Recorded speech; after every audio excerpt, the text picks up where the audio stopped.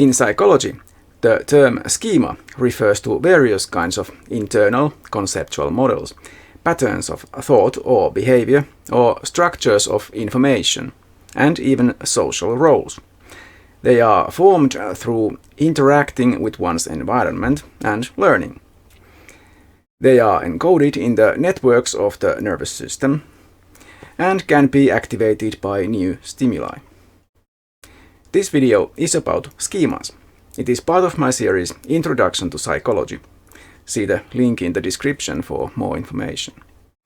My name is Jouni Vilkka, and I welcome you to my channel TFF, Teacher from Finland.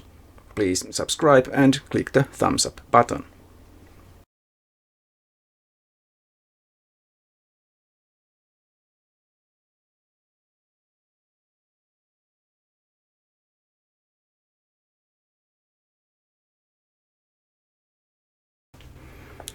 For example, I only need to mention the word book, and as a result, you find yourself imagining an object of a certain kind.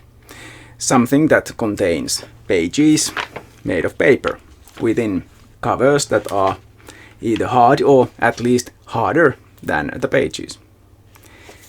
Importantly, the book contains information that you can access by opening it and reading it. Or maybe you can use it as a doorstop or something. You also perhaps looked around and registered the presence of books, if you happen to have any around you. As the example hopefully shows, schemas have several functions, but just to be sure, I will explain some of their functions a bit more. Schemas direct your cognitive functioning, such as attention and perception, memory and making inferences.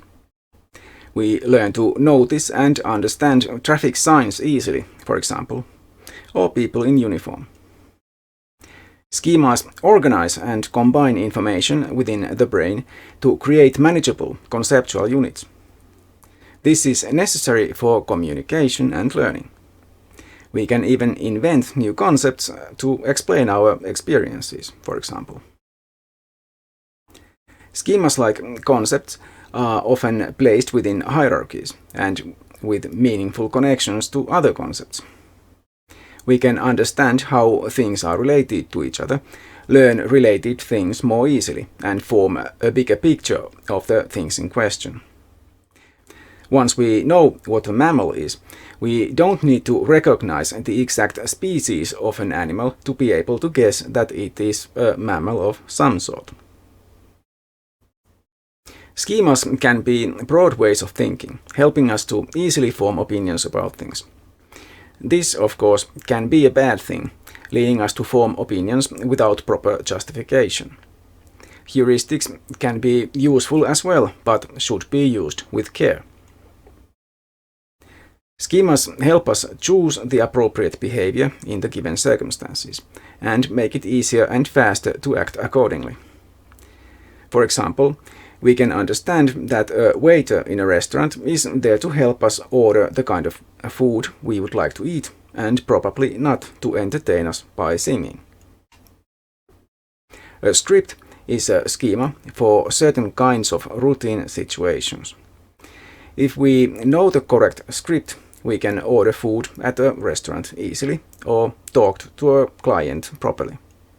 Using the wrong script can cause awkward situations, but a single script is often usable in many similar situations. There are several different types of schemas. I will now explain some of them. Thought pattern. The way one interprets situations and their significance. Attitudes like optimism and pessimism are examples of this type. Also, some people tend to be initially hostile towards others, while others are far more warm and welcoming because of their different expectations. Behavior pattern. How one is supposed to behave in certain situations, such as when buying groceries, ordering food at a restaurant, using public transportation, attending a class at school, and so on. Concepts and knowledge. specific bits of information and how they are connected to each other. If you know about Budo sport and then meet someone who mentions they practice some Budo sport, you can already ask for their belt rank and probably make an educated guess about their skill level in the sport on the basis of their answer. That is because you know that Budo sports are martial arts styles that tend to have a similar ranking system using different colored belts. Models of perception direct attention to important or interesting things, such as potential dangers, things that one is interested in, and so on. For example, new parents often start to notice things like baby carriages a lot more than they used to before having children. Models of perception are also crucial for making estimates of distances of objects and people, assumptions about their sizes, and things like that. We automatically make such assumptions, and sometimes they might be misleading. Seeing an unusually big woman might cause us to miscalculate the distance to her at first. In fact, making estimates of distances is very difficult without other objects to give us the proper context to judge by. That is one reason why even seasoned airplane pilots sometimes have difficulties comprehending what they are seeing. There aren't enough ordinary objects around, and a trick of the light can seem very strange in such a situation. Among the most important internal models is one's worldview, the totality of everything one has learned, thought, or observed about the world. This will influence one's attitude toward new things, experiences, and claims. Self-schemata are also highly important. They include one's self-esteem, self-efficacy, meaning beliefs about one's own capabilities, and other things like that. People often evaluate others based on their own self-image or self-conception, comparing others to oneself. Self-schemata also include 1. The real self, meaning one's genuine understanding of one's own skills, aptitudes, abilities, and so on. 2. The ideal self, or what one would like to be. And 3. The social self, or one's understanding of how one is perceived by others. In addition, one's self-conception includes, besides self-esteem, also a nonverbal, fundamental experience of one's self, which influences one's way of experiencing things. How safe and accepted one feels, for example. It also includes identity, an understanding of who and what one is, where one belongs, what is essential and permanent about oneself. There are 2 processes regarding schemas that take place in learning, called assimilation and accommodation. The following example should explain them. Let's assume that a child has learned the schema of horse, a big animal with 4 legs and a tail. The child now encounters a dog for the first time. As it does not seem to fit the category of horse very well, the child asks their parent to identify the animal and is told it is a dog. The child thus learns the schema of dog, a small animal with 4 legs and a tail. This is called accommodation. Sometime later, the same child sees a miniature horse, such as a falabella, categorizing it as a dog. They do this because they are applying the schema that seems to fit the observation most closely. Luckily, the parent corrects the child by telling them that the animal in question is actually a horse, although a very small one. The child now changes the schema of horse by including miniature horses in the category of horse.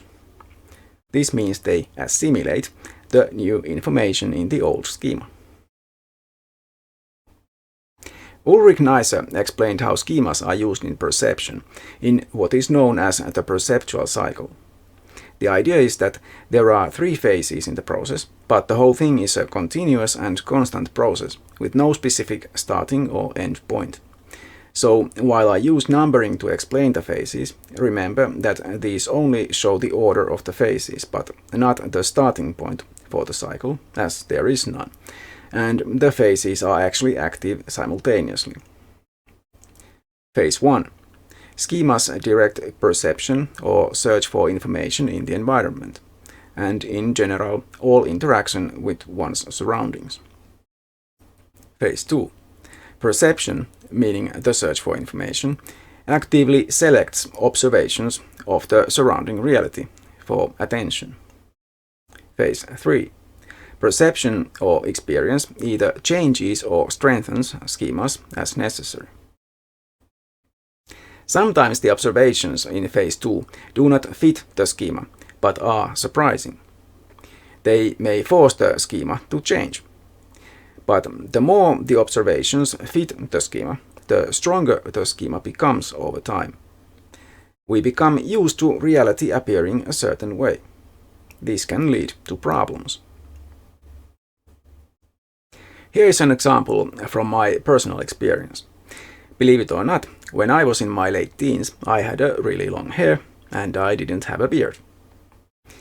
I met a child who obviously had learned the schemas for boy and girl, and for the child, only the schema of girl included long hair. Thus, despite all other points of information available to them, the child thought I was a girl. I had to explicitly explain to them that I am indeed a boy, despite my long hair. In this case, changing the schema through assimilation wasn't difficult, and it didn't cause the child, or me, emotional distress or other problems. The prejudice was easy to overcome, probably mostly because of the person's young age. The schema was not set in stone, so to speak. For older people, the remaining prejudices may be more difficult to change. I don't think one necessarily has to lose the flexibility of one's mind as one grows older, and I know it can be lost even at a young age. Just like with physical exercise, the flexibility of the mind requires practice to retain. Studying philosophy might be a good way to practice that. I have some courses or video series on philosophy on my channel, which I recommend if you want to practice thinking to keep your mind flexible. You will find them in the playlists. One problem related to perception schemas is that they may lead to 2 failures of perception. The first is ignoring something because it does not register as significant. This could be because there is no relevant schema. The second is failing to make the observation because it would go against a prevailing schema. In other words, it would be contrary to one's preconception or prejudice. Thus, it is easier to ignore rather than go through the mental effort of reassessing one's schemas. In some cases, reality might force one to make an observation that does not fit the prevailing schemas. In that case, the surprise might cause emotional reactions like anger and frustration, because the mental work required to deal with the conflict between one's schemas and observed reality can be hard. The good thing about schemas is that they free up brain capacity by making many mental operations automatic. One doesn't have to waste one's resources doing irrelevant, repetitive tasks. But such automatic functions can also be activated in the wrong situation, causing problems or embarrassment. Automatic models are especially difficult to change. They can be practically permanent. One such very stable schema is one's self-image. If it is very unrealistic or very negative, it can cause mental or other problems almost constantly. And since it is difficult to change, it might require a lot of expensive psychotherapy to fix. Another example could be one's learned reaction type, such as how one gets angry, even aggressive. Unless one is able to learn a better way to react, one can end up causing a lot of problems, also to oneself. In general, strong schemas can restrict thinking. Creativity requires freedom, being able to see things in new ways and to overcome habits of thought. Exposing oneself to different ways of thinking and new ideas might help retain or improve one's creativity. I have now explained in general terms what a schema is and given some examples of different types of schema. They are patterns of thought and behavior, conceptual systems, and more. I also explained how schemas can change through the processes of accommodation and assimilation. I also explained how schemas function in the perceptual cycle, which may lead to altering a schema or to some problems. I then went on to explain some other potential problems with schemas. So, schemas are used to interpret the environment and even oneself, as well as to direct one's behavior and to form internally consistent perceptions. It is possible to be partially aware of one's own thinking and to change one's ways of thinking, at least as far as one is consciously aware of those ways of thinking. There is a lot of unconscious activity, especially involved in perception. That's all from me this time. Thanks for watching. I hope you found it useful. See you next time. Bye! If you wish to support my channel, please click thumbs up, subscribe and share my videos. Any comments on the videos would also be welcome.